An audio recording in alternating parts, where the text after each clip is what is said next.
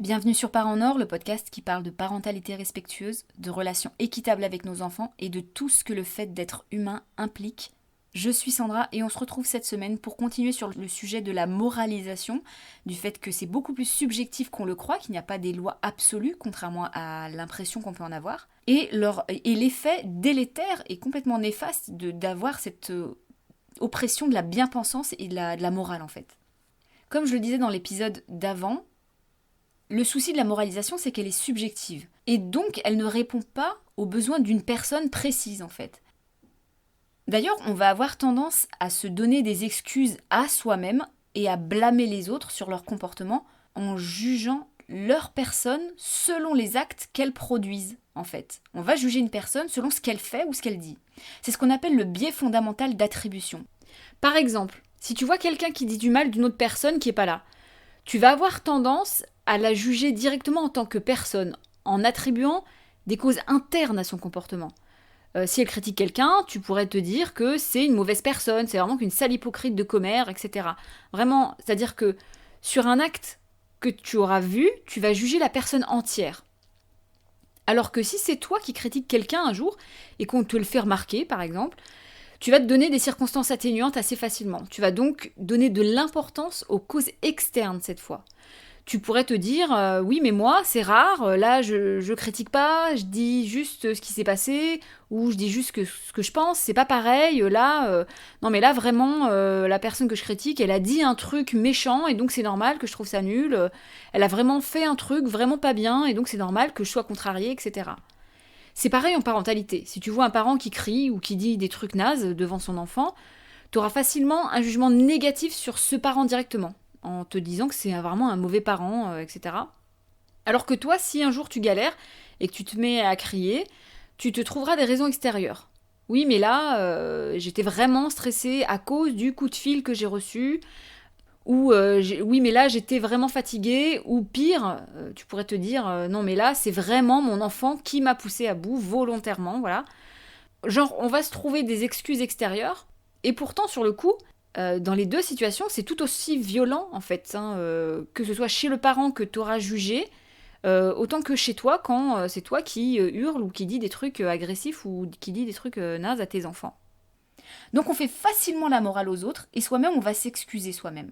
On va justifier nos actes tout simplement parce que on peut pas accepter qu'on fasse des choses en étant une mauvaise personne. Donc il va falloir justifier nos actes. En plus de ça, il y a une autre raison en fait que nous on arrive à justifier nos actes, c'est que nous on a accès, on a connaissance de notre fonctionnement interne, on a accès à nos pensées à nous. Donc on sait comment on en est arrivé là. Mais chez les autres, on voit pas leur intérieur, on voit pas leur fonctionnement. On ne connaît pas l'enchaînement logique de leurs pensées qui les a amenés à faire ça. Et l'enchaînement logique de leur histoire, en fait, tout simplement. Donc on va juger leur personne plutôt que le contexte. On va faire des raccourcis. On ne connaît pas l'histoire de la personne, et certainement qu'on ne connaît pas du tout les réelles raisons et les réelles causes qui lui font faire ce qu'elle fait. La moralisation, c'est d'ailleurs aussi un outil utilisé en psychologie sociale et en psychiatrie pour juger d'un trouble de la personnalité. Les troubles de la personnalité, ils étaient appelés, alors je ne sais pas si c'est toujours le cas, mais en tout cas je sais qu'avant c'était le cas, on appelait ça des moral insanity, c'est-à-dire folie de la morale. C'était comme ça que ça s'appelait, les troubles de la personnalité. On posait des diagnostics de troubles de la personnalité en se basant sur le fait que ces personnes ne se comportaient pas comme il faut, ne suivaient pas la morale que des experts auraient donc estimé être les bonnes règles à suivre. Et du coup, ceux qui ne les suivent pas, c'était donc des malades et qu'il faudrait les soigner. C'est grave et dangereux de faire ça. Par exemple, si on considère comme immoral de materner son enfant, de l'allaiter longtemps, de faire du cododo, d'avoir un lien proche, etc., parce que on va y voir de la perversion à cause d'un regard qui a été pourri par la psychanalyse, par exemple, on peut en arriver à trouver maladifs des comportements maternants, tu vois. En réalité, juste pour faire une aparté sur la folie, en réalité, la folie, c'est beaucoup plus compliqué qu'on le croit. On peut estimer certaines personnes comme folles dans un contexte, alors que dans un autre contexte, elles ne le seraient pas du tout.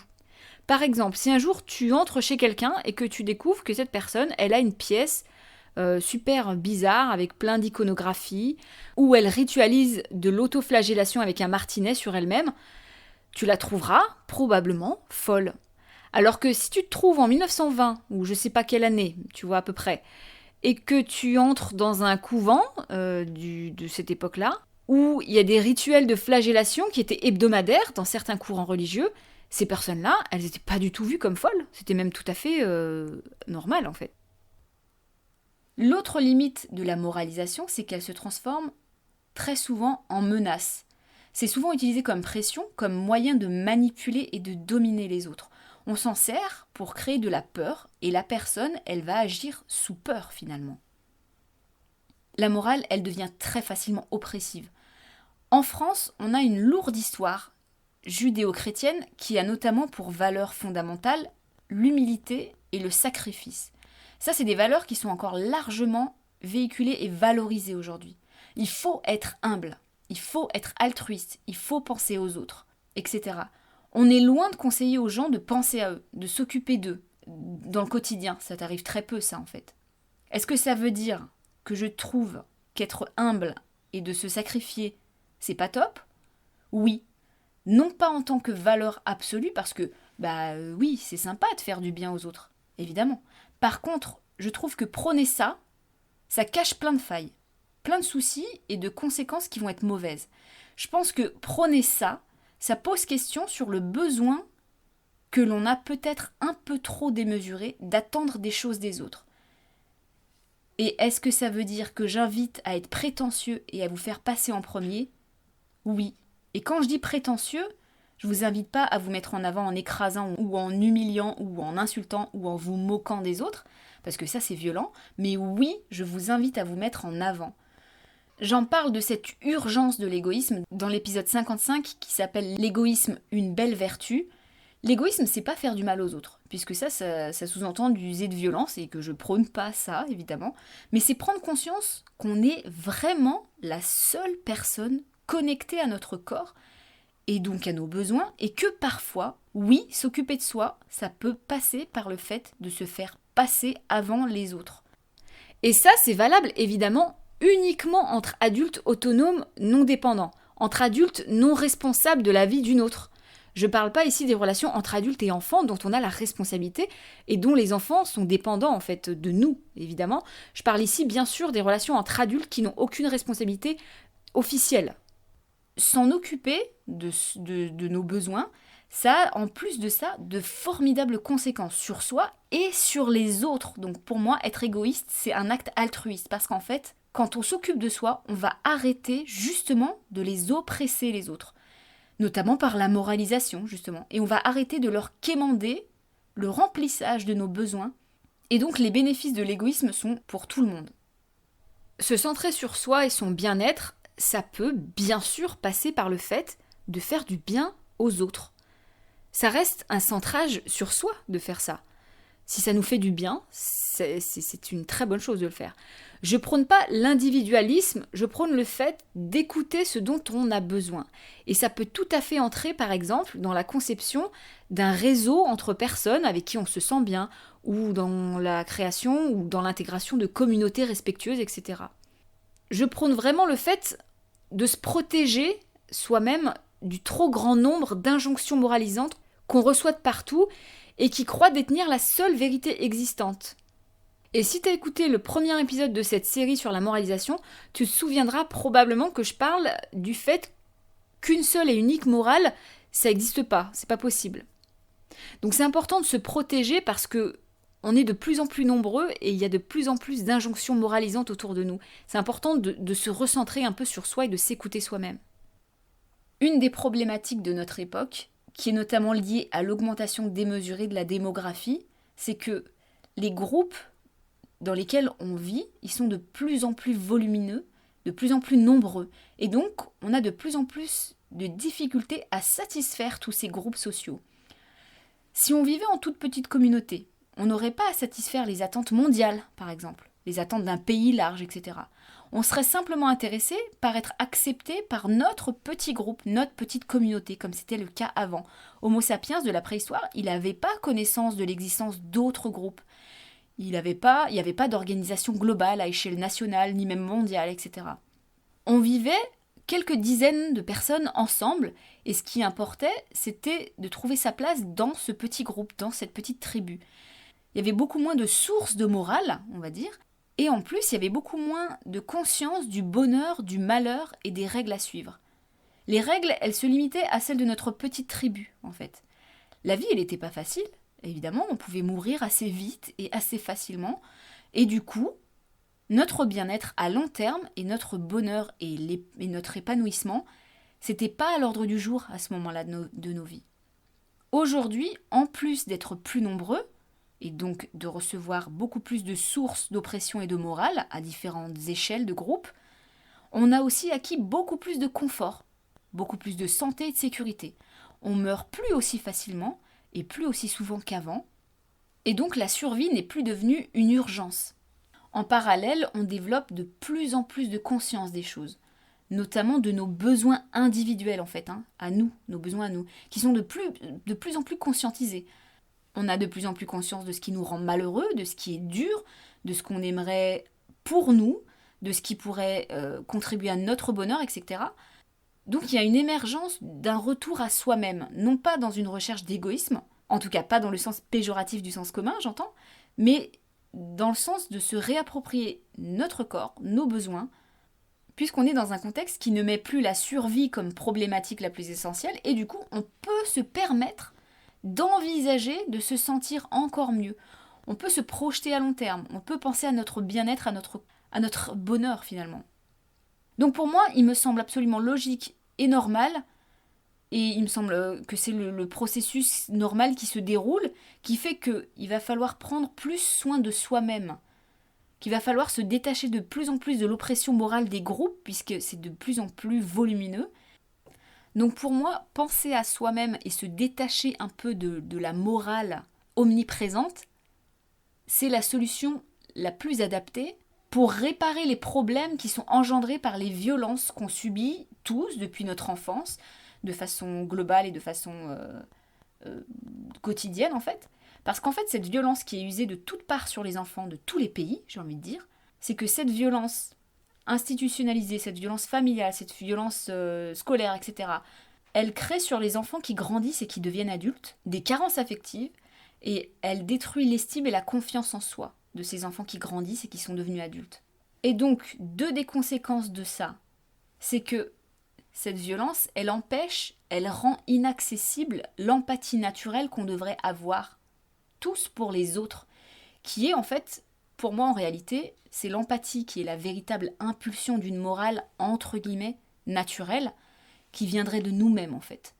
C'est l'empathie innée de l'humain qui nous pousse à vouloir aider nos congénères, par exemple, à ne pas laisser quelqu'un crever sur le côté d'un chemin parce qu'on a de l'empathie pour cette personne. Et le problème, c'est que les blessures intérieures qu'on cumule tous depuis notre enfance nous font nous concentrer sur nos propres blessures. Et notre empathie, elle n'est plus fonctionnelle dans ce contexte-là. Typiquement, si tu es malheureux, si tu te sens pas bien, ça va être impossible pour toi d'accorder d'importance au malheur de quelqu'un d'autre. Tu vas avoir tendance à penser que toi, t'as plus de difficultés que lui, que toi, t'es plus malheureux, que pour toi, c'est vraiment, vraiment, pour de vrai, c'est vraiment dur, tu vois. Tu seras incapable de lui apporter de l'aide parce que toi, t'es vraiment trop centré particulièrement sur tes soucis, en fait. On le voit bien quand on est, même dans notre parentalité, quand on est stressé, quand on est vraiment focalisé sur des soucis particuliers, on a beaucoup moins facilement d'empathie pour nos enfants et pour leurs problèmes à eux, en fait. L'empathie, elle va être encore plus compliquée aussi parce que tout simplement, on t'en a pas montré. Parce qu'on est dans un mode de vie où on veut endurcir les enfants. On leur apporte très très très peu d'empathie. On peut me dire que oui un petit peu, mais c'est totalement insuffisant en fait. Et du coup, toi, en tant qu'enfant, t'auras enregistré comme normal le fait de ne pas montrer d'empathie aux autres. La deuxième conséquence de ces violences et de la destruction de l'estime et de la confiance en soi, c'est que du coup, on va avoir tendance à tirer la manche des autres, à leur quémander de l'attention de façon oppressive et ou disproportionnée en fait. On va tomber dans la moralisation justement. On va faire porter sur l'autre la pression du « il faut que tu te comportes bien », qui sous-entend en réalité « il faut que tu te comportes bien avec moi », qui sous-entend en réalité « il faut que tu te comportes avec moi comme je veux que tu te comportes. Avec une myriade de règles qu'on attend des autres. Derrière la moralisation, les discours bien pensants et moralisants, ils se cachent souvent de l'intérêt personnel. Comme pour tout, en fait. Et je le répète, on fait tous tout par intérêt personnel. Et du coup, sous couvert d'altruisme ou de morale, on recherche en réalité toujours notre intérêt à nous. La morale, ça devient une espèce de pression, une espèce de pansement pour pousser, pour obliger l'humain à agir moralement, entre guillemets. On le pousse à faire comme s'il savait encore être empathique, réellement. Une grande partie d'entre nous sont des handicapés de l'empathie. On ne sait pas faire. Et du coup, ça force l'humain à faire semblant, à agir par peur d'une punition ou par attrait pour une récompense, et non plus par pure et véritable empathie fonctionnelle. Je ne sais pas si je suis claire dans tout ce que j'explique. Parce que, en vrai, au fond, la majorité des gens, ils veulent le bien des autres. Dans l'absolu, si ce bien, il n'empiète pas sur ton bien-être, évidemment, dans l'absolu, on veut le bien des autres. Les gens, ils veulent pas faire de mal la majorité du temps, j'entends. Ils veulent juste survivre. Mais les attentes qu'on leur met sont irréalistes et ils ont du coup des comportements qui sont maladroits. Selon moi, la solution idéale, elle réside en fait dans la prévention. C'est toujours mieux de prévenir que de guérir, on le sait bien. Si on n'utilise pas de violence sur les enfants, si on les laisse développer leur empathie naturelle, sans la casser en fait, ils n'auront aucune raison d'agir de façon violente sur les autres en fait. Si un enfant il est respecté, s'il reçoit de la compréhension, de l'empathie, il n'a aucunement besoin qu'on vienne lui faire la morale sur le fait qu'il ne faut pas être violent sur les autres par exemple. Et du coup se pose donc la question, est-ce que c'est moral de faire la morale ? Bon, je vais m'arrêter là sur cette deuxième partie sur la moralisation. En ce moment, j'ai des sujets super longs, je sais pas pourquoi. J'écris beaucoup et du coup, ça fait des podcasts super longs. Donc je vais faire ça en 3 parties, donc ça c'était la deuxième. Je vais m'arrêter sur ça. N'hésite pas à mettre des pouces, des cœurs ou des étoiles selon la plateforme que tu utilises pour m'écouter, à t'abonner et à partager, c'est la façon la plus directe de soutenir ce podcast. Et je te laisse sur ça. Je te souhaite une bonne journée ou une bonne soirée et je te dis à très vite, salut.